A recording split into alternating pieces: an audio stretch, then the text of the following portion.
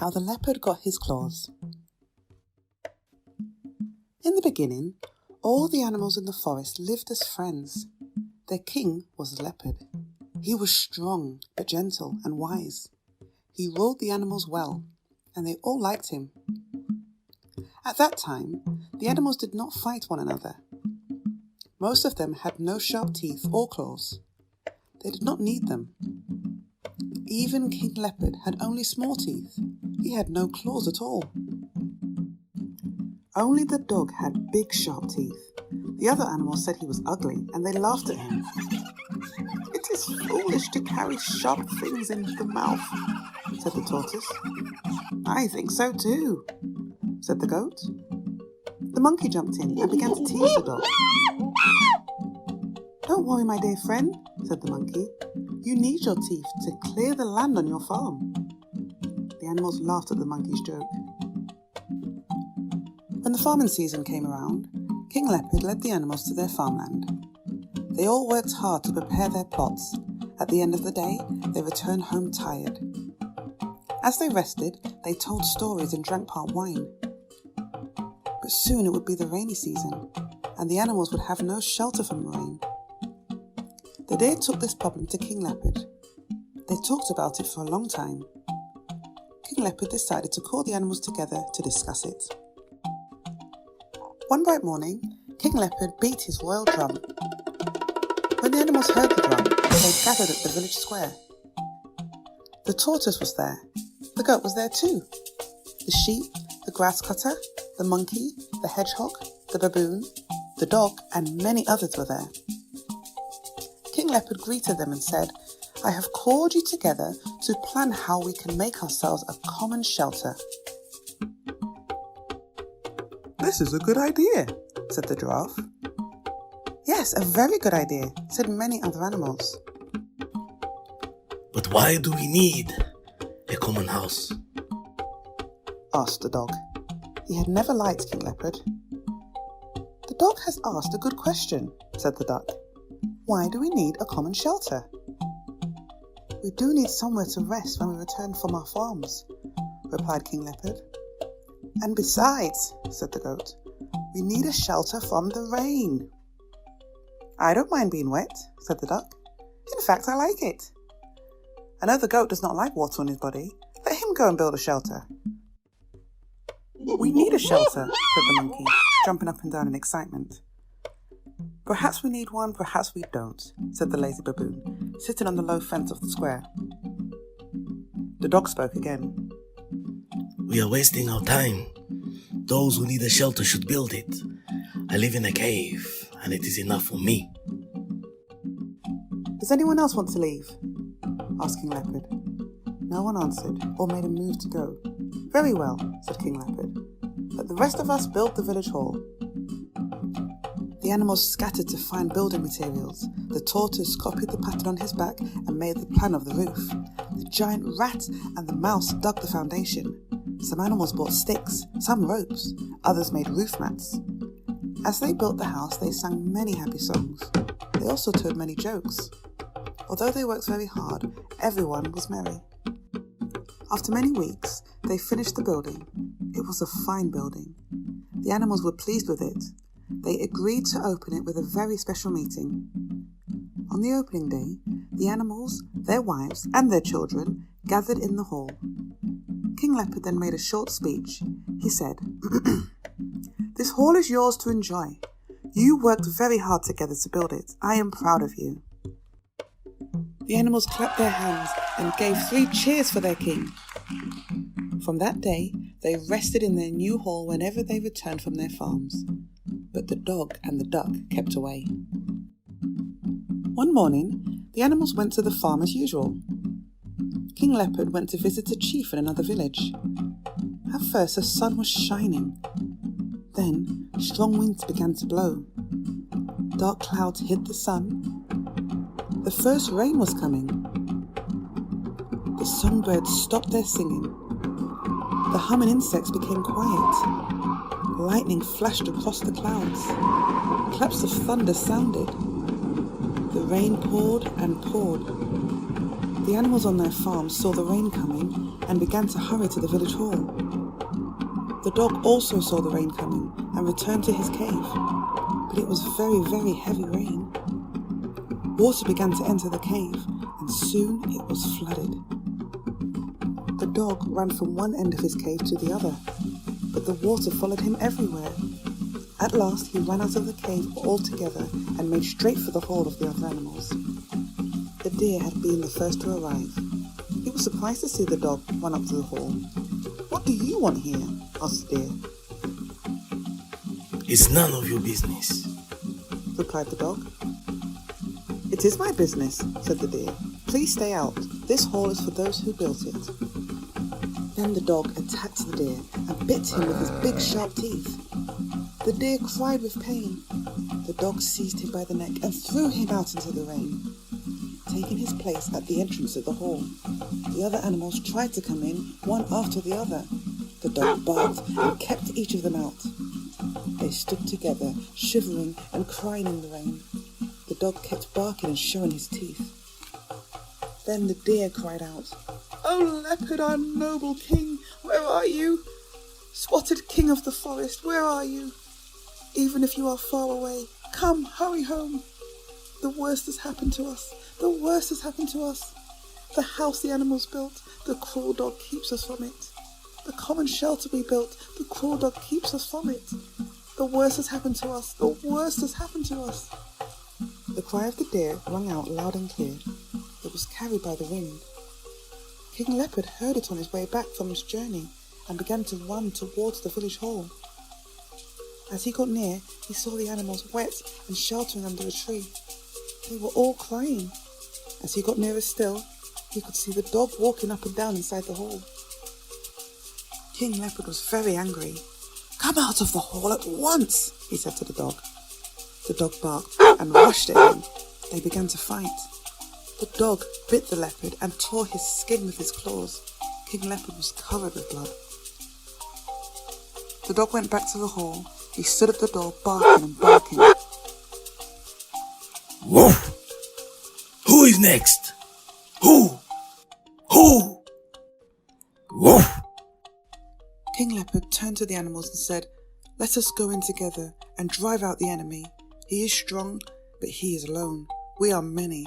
Together we can drive him out of our house." But the goats said, "We could not face him. Look at his strong teeth. He will tear us to bits." "The goat is right," said the animals. "He is too strong for us." The tortoise stood up and said, "I am sure we are all sorry about what happened to the leopard, but he was foolish to talk to the dog the way he did. It is foolish to annoy such a powerful person as the dog. Let us make peace with him. I don't know what you others think, but I think he should have been our king all along. He is strong. He is handsome. Let us go on our knees and salute him." "Hear, hear," said all the animals. "Hail the dog." Tears began to roll down the face of the leopard. His heart was heavy. He loved the animals greatly, but now he knew they were cowards. They had turned their backs on him, so he turned his back on them and went away. Because of his many wounds, he was weak and tired, so he lay down after a while to rest under a tree far from the village. The animals saw him go, but they did not care. They were too busy praising their new king, the dog. The tortoise carved a new staff for him. The toad made a new song in his praise. "The dog is great, the dog is good, the dog gives us our daily food. We love his head, we love his jaws, we love his feet and all his claws." The dog looked around the circle of animals and asked, Where is the leopard? "We think he has gone away, O king," said the goat. Why? He has no right to go away. Nobody has a right to leave a village and its beautiful hall. We must all stay together. "Indeed," shouted the animals. "We must stay together. The leopard must return to the village. Our wise king has spoken. It is good to have a wise king." The dog then called out the names of 6 strong animals and said to them, Ooh! go at once and bring back the leopard. If he should refuse to follow you, you must drag him along. If we let him go, others may soon follow his wicked example until there is no one left in our village. That will be very bad. It is my duty as your king to make sure that we all live together. The leopard is a wicked animal. That is why he wants to go away and live by himself. It is our duty to stop him. Nobody has a right to go away from our village and our beautiful hall. Nobody has a right to go away from the village, sang all the animals, as the 6 messengers went to look for the leopard. They found him resting under the tree beyond the village. Although he was wounded and weak, he still looked like a king. So the 6 messengers stood a little distance and spoke to him. Our new king the dog has ordered you to return to the village, they said. He says that no one has a right to leave the village, said the pig. Yes, no one has a right to leave our village and its beautiful hall, said the others. The leopard looked at them with contempt. Then he slowly got up. The 6 animals fell back, but the leopard did not go towards them. He turned his back on them and began to go away, slowly and painfully. One of the animals picked up a stone and threw it at him. Then all the others immediately picked up stones and began to throw. As they threw, they chanted, "No one has a right to leave our village. No one has a right to leave our village." Although some of the stones hit the leopard and hurt him, he did not turn around even once. He continued walking until he no longer heard the noise of the other animals. The leopard travelled 7 days and 7 nights. Then he came to a house of a blacksmith. The old man was sitting at his forge. The leopard said to him, "I want the strongest teeth you can make from iron, and I want the most deadly claws you can make from bronze." The blacksmith asked, "Why do you need such terrible things?" The leopard told his story. Then the blacksmith said, "I do not blame you." The blacksmith worked a whole day on teeth and another full day on the claws. The leopard was pleased with them. He put them on and thanked the blacksmith. Then he left and went to the house of thunder. The leopard knocked on the door and thunder roared across the sky. "I want some of your sound in my voice," said the leopard. "Even a little bit." "Why do you want my sound in your voice?" asked Thunder. "And why have you got those terrible teeth and claws?" The leopard told his story. "I do not blame you," said Thunder. He gave the sound to the leopard. "Thank you for the gift," said the leopard, and he began his journey home. The leopard journeyed for 7 days and 7 nights and returned to the village of the animals. There he found the animals dancing in a circle around the dog. He stood for a while, watching them with contempt and great anger. They were too busy to notice his presence. He made a deep, terrifying roar. At the same time, he sprang into the center of the circle. The animals stopped their song. The dog dropped his staff. The leopard seized the dog and bit and clawed him without mercy. Then he threw him out of the circle. All the animals trembled, but they were too afraid to run. The leopard turned to them and said, "You miserable worms, you shameless cowards. I was a kind and gentle king, but you turned against me. From today, I shall rule this forest with terror. The life of our village is ended." "What about our hall?" asked the tortoise in a trembling voice. "Let everyone take from the hall what he put into it," said the leopard. The animals began to weep as they had wept long ago in the rain. "Please forgive us, O leopard," they cried.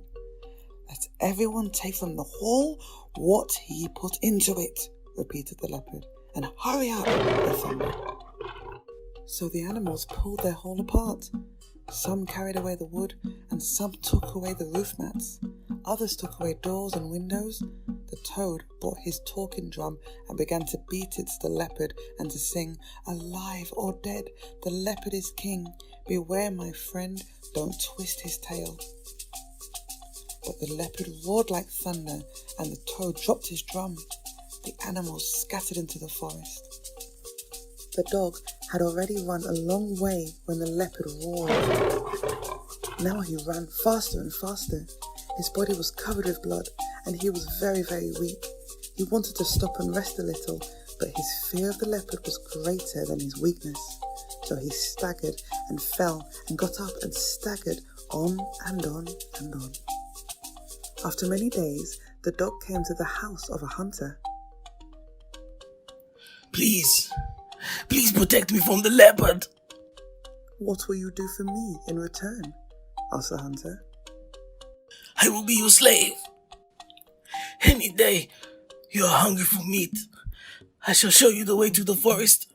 There we can hunt together and kill my fellow animals. All right, come in, said the hunter. Today, the animals are no longer friends, but enemies. The strong among them attack and kill the weak. The leopard, full of anger, eats up anyone he can lay his claws on. And the hunter, led by the dog, goes to the forest from time to time and kills any animals he can find. Perhaps someday the animals will make peace among themselves and live together again. Then, at last, they will be able to keep away the hunter, who is their common enemy.